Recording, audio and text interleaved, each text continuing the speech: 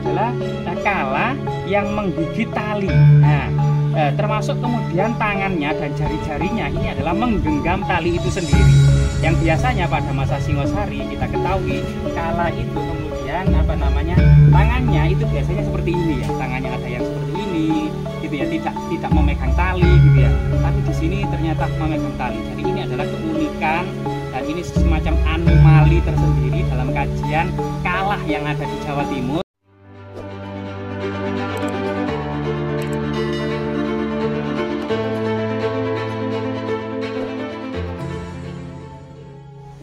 Ya, pemirsa, tidak henti-hentinya ternyata kemudian di sebuah gundukan tanah, terus kemudian warga senantiasa menemukan gitu ya, ternyata bangunan yang sangat monumental, sangat bersejarah gitu loh. Seperti salah satu bangunan yang di belakang kita ini gitu ya, batu bata mengingatkan pada batu bata kuno ya, masa Kahuripan misalnya, atau juga masa yang lebih muda Singosari dan Majapahit.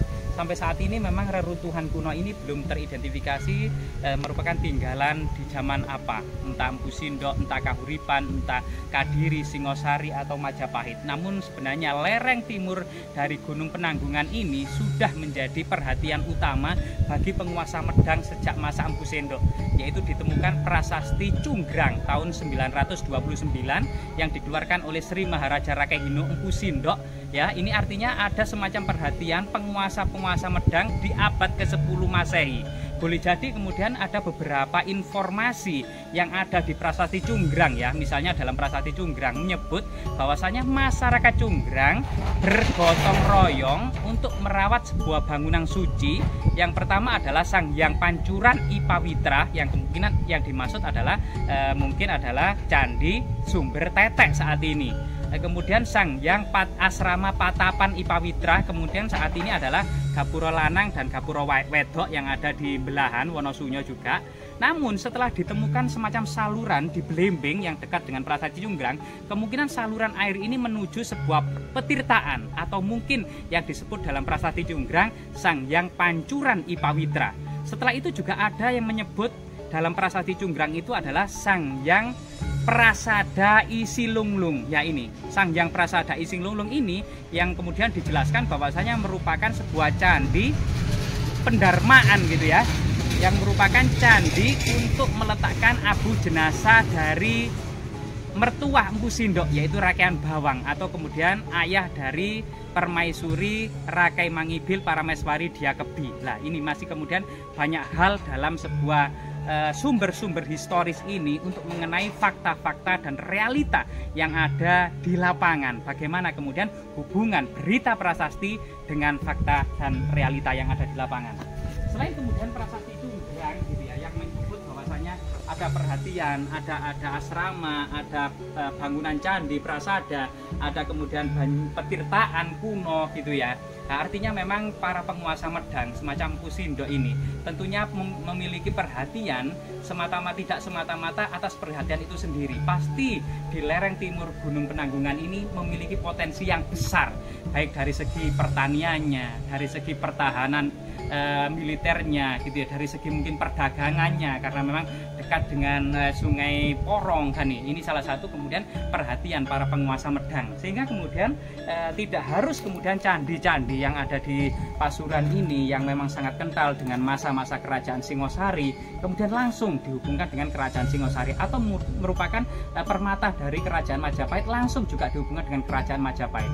Namun memang banyak sumber historis yang mengenai informasi peradaban di lereng timur Gunung Penanggungan ini. Coba kita lihat di Kalah di sini. Nah, seperti inilah. Jadi Kalah Makara ini memang berbeda dengan candi-candi yang ada di Singosari misalnya, yaitu Candi Singosari, atau kemudian yang ada di Candi Jago atau Candi Kidal, atau mungkin kala-kala yang ada di Trowulan ya, misalnya di Bajang Ratu itu ada kalanya, misalnya di Minak Jinggo atau di Candi Rimbi. Ini adalah candi-candi era kerajaan Majapahit. Sedangkan Candi Jago, Candi Singosari, Candi Kidal itu era-era kerajaan Singosari yang dimana kemudian Kalah, ciri-ciri Kalahnya tidak ada tali yang digigit. Nah, ini adalah Kalah yang menggigit tali. Nah, termasuk kemudian tangannya dan jari-jarinya ini adalah menggenggam tali itu sendiri.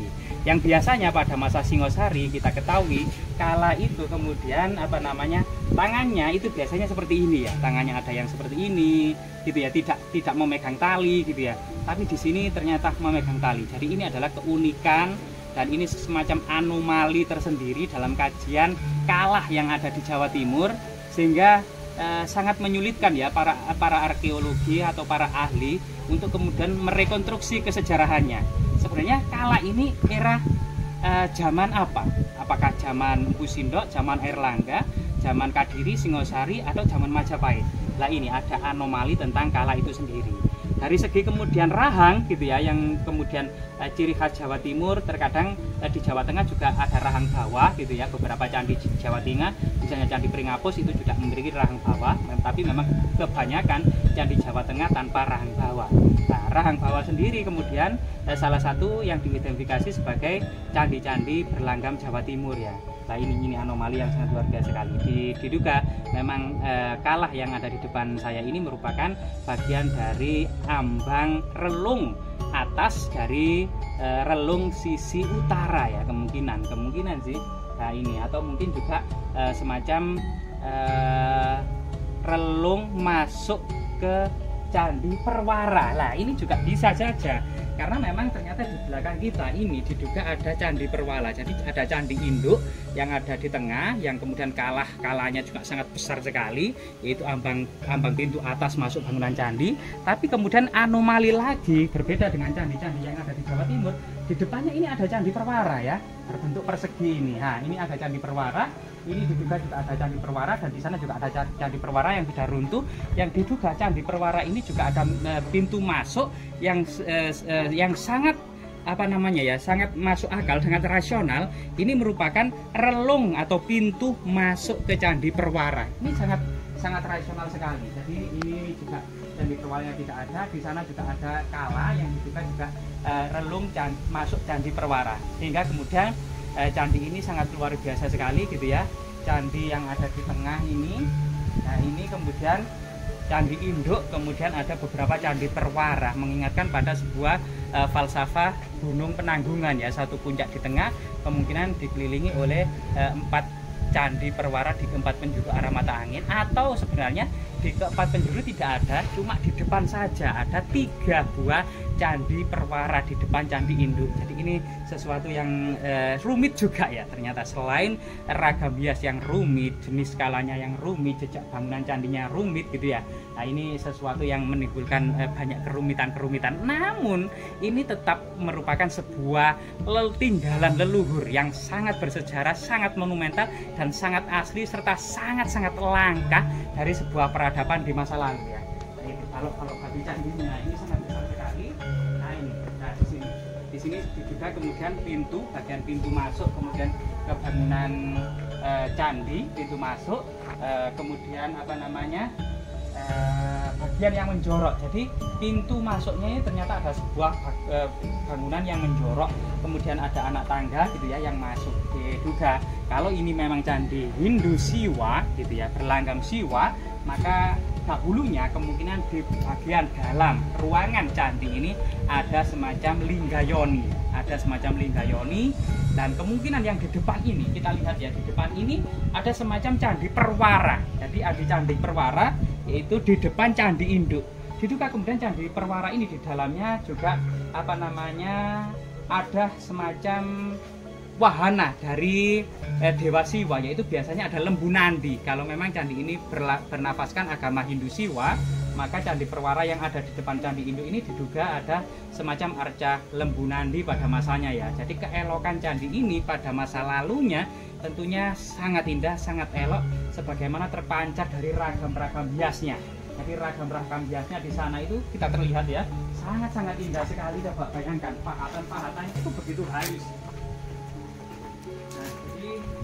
Pahatan-pahatannya itu begitu halus, jadi mencitrakan sebuah ragam hias ya, baik itu sulur-suluran maupun ceplok maupun segitiga tumpal gitu ya, flora-flora, jalinan-jalinan dan meander gitu ya. Nah ini sangat luar biasa sekali. Seperti ini juga jalinan yang sangat indah ini ya. Jadi inspirasi tentang kekayaan, kemakmuran, kejayaan, serta kemudian keindahan dan nilai-nilai estetika leluhur kita itu mencitrakan benar-benar leluhur kita itu pernah memiliki sebuah peradaban yang agung, peradaban yang besar gitu ya.